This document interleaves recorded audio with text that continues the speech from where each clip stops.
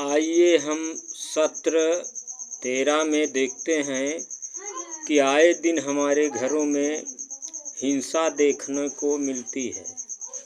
हिंसा रोकने के लिए लड़कों और पुरुषों की भूमिका, इसका मुख्य उद्देश्य है इस सत्र के अंत तक विद्यार्थी नंबर 1 घरेलू हिंसा क्या है यह हम जान पाएंगे।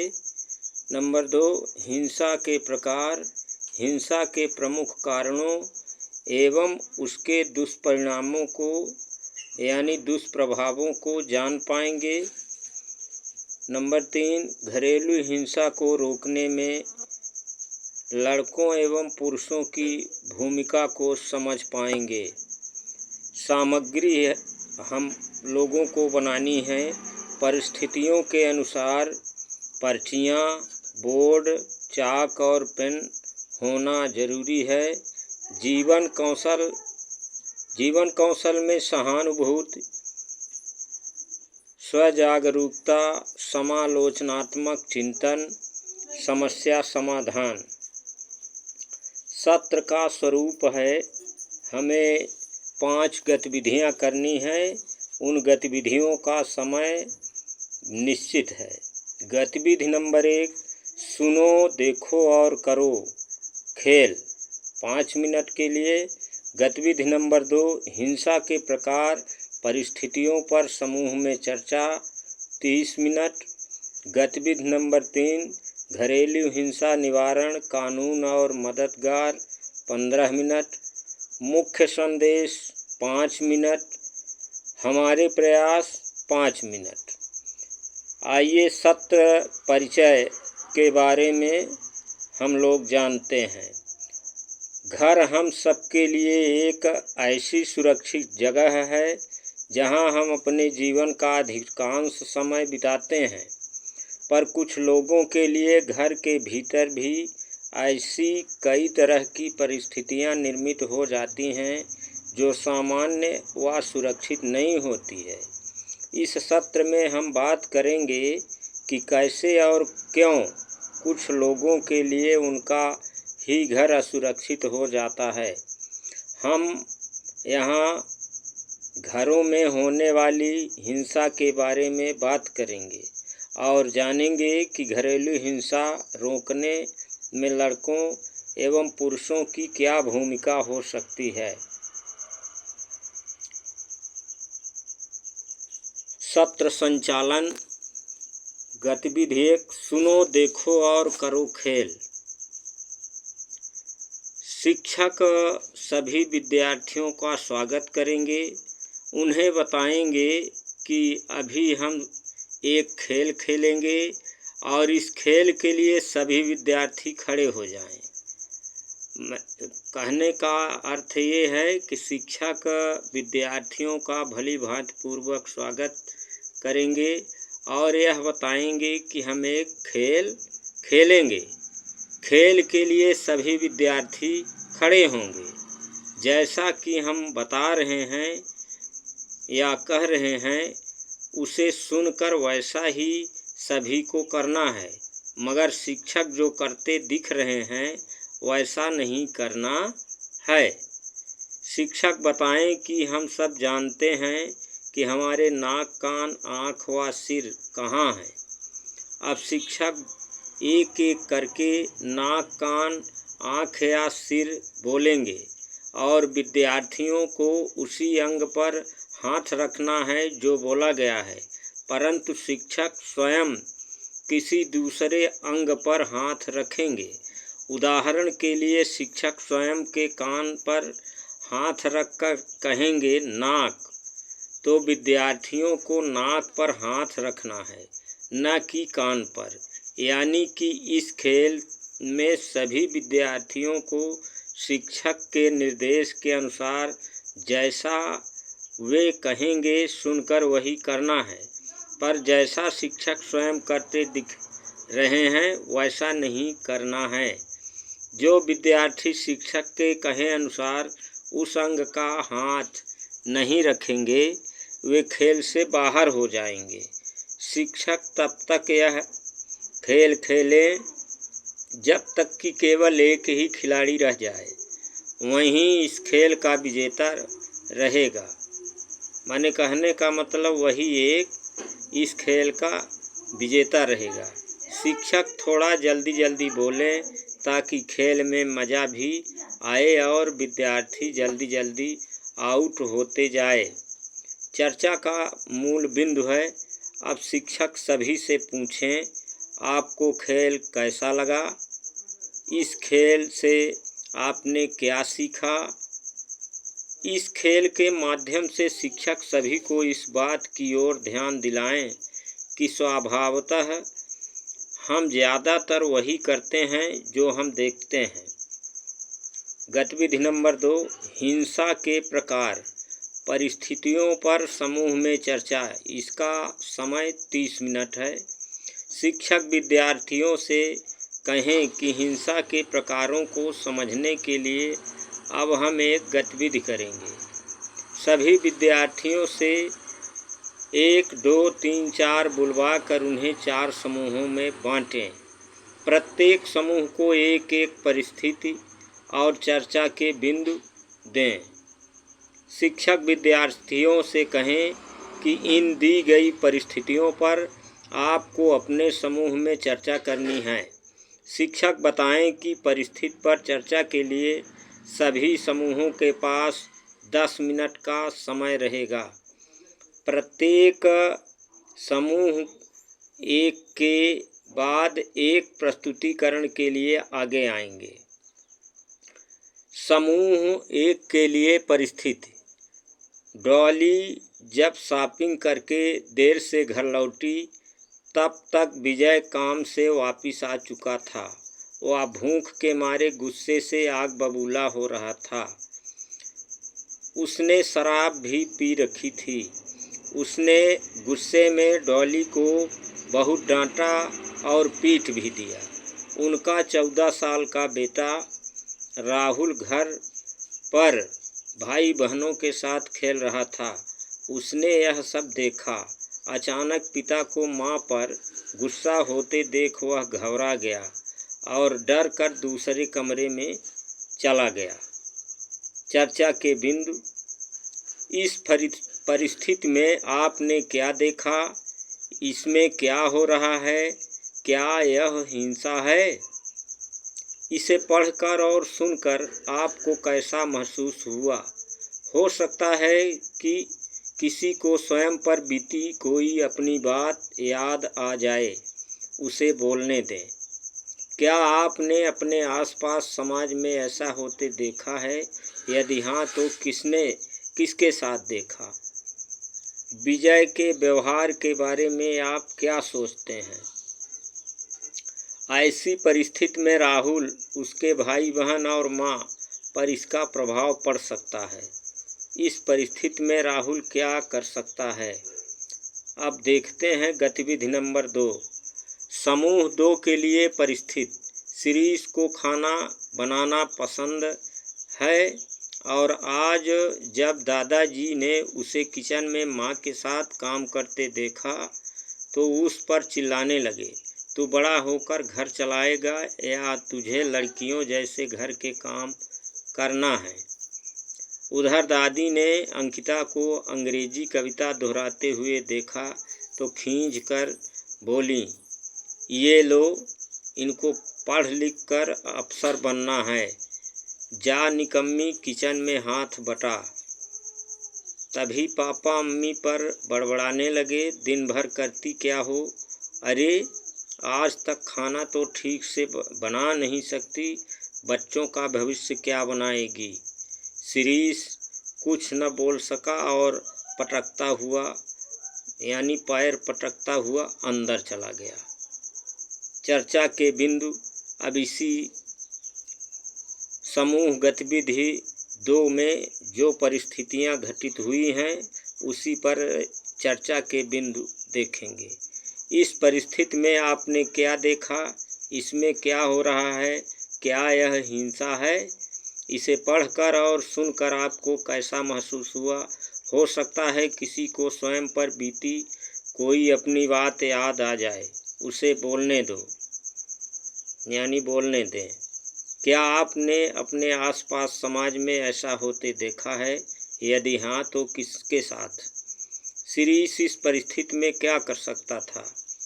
पिता और दादी के इस तरह के व्यवहार के बारे में आप क्या सोचते हैं? समूह 3 के लिए परिस्थिति। सुमन जैसे तैसे घरों में बर्तन मांजकर पैसे लाती। उन्हें उसका पति शराब जुए में उड़ा देता है। अब उसके पति को अधिक पैसे चाहिए, इसीलिए उसने अपनी 16 साल की बेटी सीमा को भी दूसरे के घरों में काम करने पर लगा दिया। जब सीमा ने काम करने से मना किया तो पिता ने उसे पीट दिया। यह सब देखकर उसका भाई राघव अपनी बहन के बचाव में आया। पिता ने उसे भी डांट दिया कि तू अभी छोटा है, चुप रह। चर्चा के बिंदु। इस परिस्थिति में आपने क्या देखा? इसमें क्या हो रहा है? क्या यह हिंसा है? इसे पढ़कर और सुनकर आपको कैसा महसूस हुआ? हो सकता है कि किसी को स्वयं पर बीती कोई अपनी बात याद आ जाए, उसे बोलने दें। क्या आपने अपने आसपास समाज में ऐसा होते देखा है? यदि हाँ तो किसके साथ? हमारे घर और समाज में इस तरह की हिंसा ज़्यादातर किसके साथ होती है? इस परिस्थिति में राघव क्या कर सकता है? सीमा के पिता के व्यवहार के बारे में आप क्या सोचते हैं? परिस्थिति 4। रवि अपनी पत्नी दिव्या के साथ शहर में रहता है। उसके माँ बाप गांव में रहकर खेती करते हैं। पिता की मृत्यु के बाद रवि माँ को शहर अपने साथ रहने के लिए ले आया है। दिव्या अब आराम करती है और घर का सारा काम उसकी सास करती है। यहाँ तक कि काम को लेकर दिव्या अक्सर अपनी माँ को डांटती भी रहती है। रवि के इस बारे में बात करने पर दिव्या कहती है, अगर उन्हें अपने साथ रहना है और खाना है तो कुछ तो भुगतान करना होगा। रवि का 14 वर्षीय बेटा गौतम इस व्यवहार से परेशान है। चर्चा के बिंदु। गौतम क्यों परेशान है? दिव्या के व्यवहार के बारे में आप क्या सोचते हैं? इसे पढ़कर और सुनकर आपको कैसा महसूस हुआ? इस परिस्थिति में रवि क्या कर सकता है? इस परिस्थिति में गौतम क्या कर सकता है? शिक्षक चर्चा के बाद यह पूछें कि क्या गौतम भी अपनी माँ से यह प्रश्न कर सकता है कि माँ, क्या जब मेरी शादी होगी तो मेरी पत्नी भी आपको ऐसे ही डांट कर काम करवाएगी? फिर वे विद्यार्थियों से पूछें कि तब माँ कैसा महसूस करेगी। शिक्षक के लिए निर्देश। अब शिक्षक प्रत्येक समूह को बारी बारी से प्रस्तुतिकरण के लिए बुलाएं। यानी शिक्षक इस परिस्थिति 4 परिस्थितियां का हमने अध्ययन किया, तो प्रस्तुतिकरण के लिए बारी बारी से छात्रों को हम बुलाएंगे। पहले समूह की प्रस्तुति को घरेलू हिंसा के रूप में शारीरिक हिंसा से जोड़ते हुए व्याख्या करें कि शारीरिक हिंसा क्या है और फिर उससे संबंधित अन्य पहलुओं के बारे में बताएं। शिक्षक निम्न बिंदुओं को जोड़ते हुए घरेलू हिंसा के विभिन्न रूपों के बारे में बताएं। घर के भीतर होने वाली हिंसा को घरेलू हिंसा कहते हैं। घरेलू हिंसा में हिंसा की बहुत सी गतिविधियां शामिल है, जिसमें घर में सदस्य ही आपस में एक दूसरे के साथ हिंसा करते हैं। घरेलू हिंसा को 4 भागों में बांटा गया है। पहला है शारीरिक हिंसा। माने कहने का अर्थ ये है कि घर में अनेक प्रकार की हिंसाएं होती हैं, उसमें से एक शारीरिक हिंसा है। दूसरा मानसिक या भावनात्मक हिंसा, आर्थिक हिंसा या यौनिक हिंसा। घरेलू हिंसा के विभिन्न रूप। महिलाओं के विरुद्ध घरेलू हिंसा। पहला नंबर है अधिकतर महिलाओं के साथ घरेलू हिंसा होती है। उस हिंसा में क्या क्या होता है अब आगे देखिए। शारीरिक मानसिक रूप से प्रताड़ना देना, दुख पहुंचाना, महिलाओं का शोषण करना, मौखिक दुर्व्यवहार, यौन इच्छाओं की पूर्ति के लिए उनके साथ दुर्व्यवहार करना शामिल है। बच्चों के विरुद्ध घरेलू हिंसा, कई बार बच्चे व किशोर भी घरेलू हिंसा के शिकार होते हैं। उन पर काम के लिए दबाव बनाया जाता है। बुजुर्गों के विरुद्ध घरेलू हिंसा, इस प्रकार की घरेलू हिंसा में घर के बुजुर्गों के साथ परिवार के सदस्यों के द्वारा किया दुर्व्यवहार शामिल होता है, जैसे बुजुर्गों के साथ मारपीट करना, उनसे उनकी क्षमता से अधिक घरेलू कार्य करवाना, उनकी आवश्यकताओं को पूरा न करना आदि आदि। अभी हमने इसके 4 प्रकारों पर चर्चा की है। समूह चर्चा के दौरान हमने अनेक घटनाओं को जाना जिनमें हिंसा हो रही है, लेकिन इसके अलावा भी हिंसा के कई रूप हैं जिन्हें जानना व समझना जरूरी है ताकि इन्हें रोका जा सके। घरेलू हिंसा करने वाला दोषी है, न कि जिसके साथ यह हिंसा हो रही है।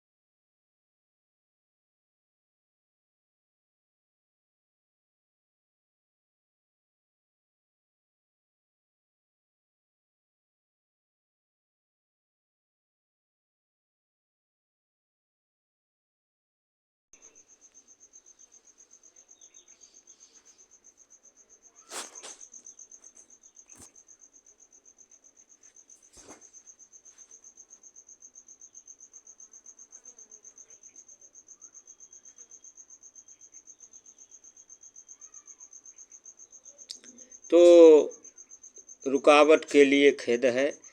अभी हमने इसके 4 प्रकारों पर चर्चा की है। समूह चर्चा के दौरान हमने अनेक घटनाओं को जाना जिनमें हिंसा हो रही है, लेकिन इसके अलावा भी हिंसा के कई रूप हैं जिन्हें जानना व समझना जरूरी है ताकि इन्हें रोका जा सके। घरेलू हिंसा करने वाला दोषी है, न कि जिसके साथ यह हिंसा हो रही है। शारीरिक, मानसिक, भावनात्मक एवं आर्थिक तौर पर हिंसा की वजह से शरीर, मन व जीवन को नुकसान पहुंचता है। घरेलू हिंसा या महिलाओं के साथ घरों में होने वाली हिंसा को लेकर न सिर्फ अक्सर बातें होती हैं, बल्कि कठोर कानून भी बने हैं। पुरुषों, लड़कों से यह अपेक्षा है कि वे इस तरह की हिंसा के किसी भी रूप में भागीदार नहीं बनेंगे। वह परिवार के एक जिम्मेदार सदस्य व जिम्मेदार नागरिक होने के नाते हिंसा के किसी भी प्रकार को स्वीकार नहीं करेंगे। इस तरह की हिंसा को रोकने में पुरुषों, युवाओं की भूमिका। यदि आप हिंसा के शिकार हैं या किसी भी हिंसा के गवाह हैं तो किसी विश्वसनीय व्यक्ति को इस बारे में अवश्य बताएं। प्रत्येक प्रकार की हिंसा के बारे में गंभीरता से सोचें। यदि आप किसी भी प्रकार की हिंसा को देखते हैं तो स्पष्ट रूप से उसके विरुद्ध आवाज़ उठाएं। हिंसा को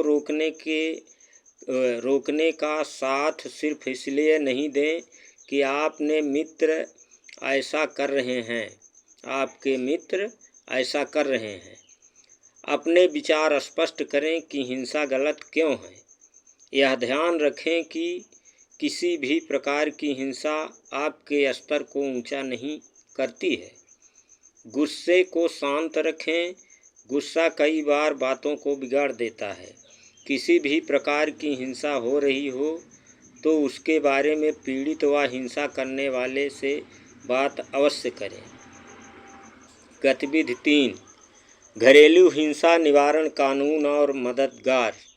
शिक्षक विद्यार्थियों से पूछें कि अब यदि आपको पता चलता है कि आपके घर या आसपास किसी के साथ हिंसा हो रही है तो आप क्या करेंगे। शिक्षक पहले विद्यार्थियों से पूछें, फिर जानकारी दें। विद्यार्थियों के जो भी जवाब हों उन्हें बोर्ड पर लिखते हुए उन्हें जानकारी दें कि हमारे देश में घरेलू हिंसा की स्थिति से निपटने बचने के लिए कानून बना है, जिसे हम घरेलू हिंसा में से महिला संरक्षण अधिनियम 2005 कहते हैं। शारीरिक दुर्व्यवहार अर्थात शारीरिक पीड़ा, उपहान या जीवन या अंग या स्वास्थ्य को खतरा या लैंगिक दुर्व्यवहार अर्थात महिला की गरिमा का उल्लंघन, अपमान या तिरस्कार करना या अतिक्रमण करना या मौखिक और भावनात्मक दुर्व्यवहार अर्थात अपमान, उपहास, गाली देना या आर्थिक दुर्व्यवहार अर्थात आर्थिक या वित्तीय संसाधनों जिसकी वह हकदार है से वंचित करना, मानसिक रूप से परेशान करना, ये सभी घरेलू हिंसा कहलाते हैं। इस कानून के तहत घरेलू हिंसा के दायरे में अनेक प्रकार की हिंसा और दुर्व्यवहार आते हैं। किसी भी घरेलू संबंध या नातेदारी में किसी प्रकार का व्यवहार, आचरण या बर्ताव जिससे नंबर 1 व्यक्ति के स्वास्थ्य, सुरक्षा, जीवन या किसी अंग को कोई क्षति पहुंचती है या 2 मानसिक या शारीरिक हानि होती है, घरेलू हिंसा है। महिला इस कानून के तहत संरक्षण अधिकारी या सेवा प्रदाता से संपर्क कर सकती है। शिक्षक जानकारी देने के बाद सभी का इस ओर ध्यान दिलाएं कि प्रारंभ में खेल गतिविधि में हमने देखा था कि हम ज़्यादातर वही करते हैं जो हम देखते हैं, न कि जो हम सुनते हैं। घरेलू हिंसा या किसी भी प्रकार की हिंसा नहीं करनी चाहिए, ऐसा हम सुनते तो हैं, पर जब अपने आसपास होते देखते हैं तो इसी का दोहराव करते हैं। कानून तो कहता है कि हिंसा नहीं होनी चाहिए, पर जब तक यह हमारे व्यवहार में नहीं आएगा तब तक किसी भी तरह की हिंसा को रोकना मुश्किल होगा। महिलाओं के साथ होने वाली हिंसा को रोकने के लिए कठोर कानून भी बने हैं, लेकिन कई बार पुरुष भी घरेलू हिंसा का शिकार होते हैं। घरेलू हिंसा होने पर मदद करने वाली संस्थाएं। आपको कानून की जानकारी है, ऐसे में आपको पता चलता है कि आपके घर या आसपास किसी के साथ हिंसा हो रही है तो आप किससे व किस तरह की मदद ले सकते हैं। 4-5 विद्यार्थियों से उत्तर सुनने के बाद शिक्षक बताएं कि निम्न स्थानों, नंबरों पर या व्यक्तियों से मदद के लिए संपर्क किया जा सकता है। तो कहने का मतलब मददगार संस्थाएं और उनको टोल फ्री नंबर हैं, उसमें आप संपर्क कर सकते हैं। चाइल्ड लाइन 1098 नंबर है, महिला हेल्पलाइन 1091, पुलिस 100 नंबर, उमंग किशोर हेल्पलाइन 14,425, प्रोटेक्शन अधिकारी महिला एवं बाल विकास विभाग। महिला बाल विकास विभाग के महिला सशक्तिकरण अधिकारी, सुपरवाइजर, आंगनबाड़ी कार्यकर्ता या ऐसे किसी बड़े व्यक्ति से जिस पर हमें भरोसा है कि वे हमारी मदद करेंगे, मदद मांगी जा सकती है। मुख्य संदेश। सत्र के मुख्य बिंदु निम्नलिखित हैं। घर के भीतर भी कई तरह की हिंसा हो सकती है, जिन्हें हम घरेलू हिंसा कहते हैं। हिंसा किसी भी रूप में जायज़ नहीं है। हिंसा का विरोध करना व उसे समाप्त करना संभव है, चाहे वह घर के भीतर हो या बाहर। इस हिंसा से निपटने व राहत पाने के लिए घरेलू हिंसा निवारण कानून है। हम आप कानून का सहारा ले सकते हैं। समाज को हिंसा मुक्त बनाने के लिए हम सभी को इस कानून को जानना, प्रसारित करना व आवश्यकता होने पर उपयोग करना बेहद ज़रूरी है। लोग ऐसा कह सकते हैं कि घर की बात बाहर नहीं जानी चाहिए, पर स्वयं पर हुई हिंसा, प्रताड़ना के विषय में अपने किसी भी भरोसेमंद व्यक्ति को बताना बिल्कुल भी शर्म की बात नहीं है, बल्कि मदद मांगना एवं सहयोग के लिए बोलना साहस का कार्य है। हम सभी में हिंसा के खिलाफ लड़ने की शक्ति है। ज़रूरत पड़ने पर हमें इस शक्ति का उपयोग भी करना चाहिए।